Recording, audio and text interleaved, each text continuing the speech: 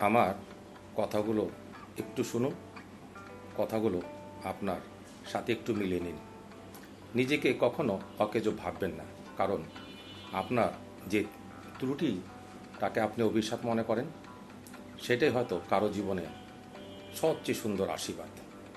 একটি গ্রামের এক বৃদ্ধ কৃষক প্রতিদিন নদী থেকে পানি ভরে বাড়িতে ফিরতেন। তার দুটি কলস ছিল, একটি ছিল নিখুঁত, অন্যটি ছিল একটু ভাঙ্গা। প্রতিদিন ফেরার পথে ভাঙ্গা কলসি থেকে অল্প অল্প করে পানি পড়ে রাস্তায় ভিজে যেত, ফলে বাড়ি পৌঁছাতে সেটি অর্ধেক প্রায় খালি হয়ে যেত। নিখুঁত কলসিটি নিজের পূর্ণতা নিয়ে গর্ব করত, আর ভাঙ্গা কলসিটি লজ্জায় নিজেকে অকেজো মনে করত। দিনের পর দিন নিজের অপূর্ণতাকে সে অভিশাপ ভেবেই বেঁচেছিল।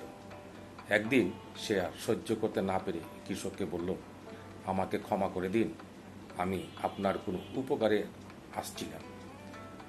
আমি তো পুরো পানিটুকু বাড়ি পর্যন্ত আপনাকে পৌঁছে দিতে পারছি না। কৃষক শুধু মুচকি হেসে বললেন, আগামীকাল ফেরার পথে রাস্তাটার দিকে ভালো করে তাকিও তো। পরদিন ফেরার পথে ভাঙ্গা কলসিটি বিস্ময়ে দেখল তার পাশের পুরো রাস্তা জুড়ে ফুটে আছে রং বেরঙের অসংখ্য ফুল। বাতাস দুলছে তাদের হাসি। কৃষক তখন বললেন, আমি জানতাম তুমি ভাঙ্গা, তাই তোমার পাশের পটটিতে ফুলের বীজ বুনেছিলাম।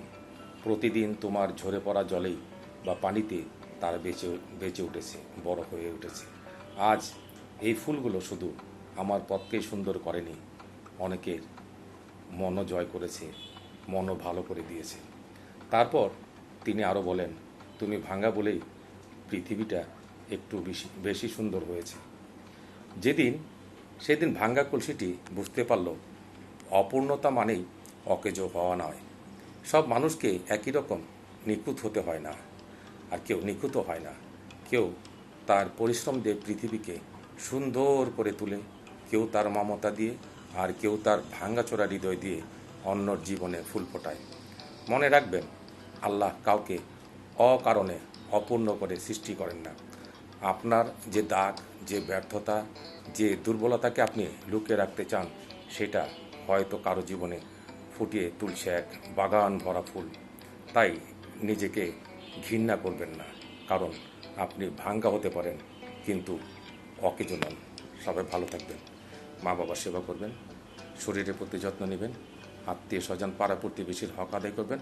আসসালামু আলাইকুম ওয়া রাহমাতুল্লাহি ওয়া বারাকাতুহু।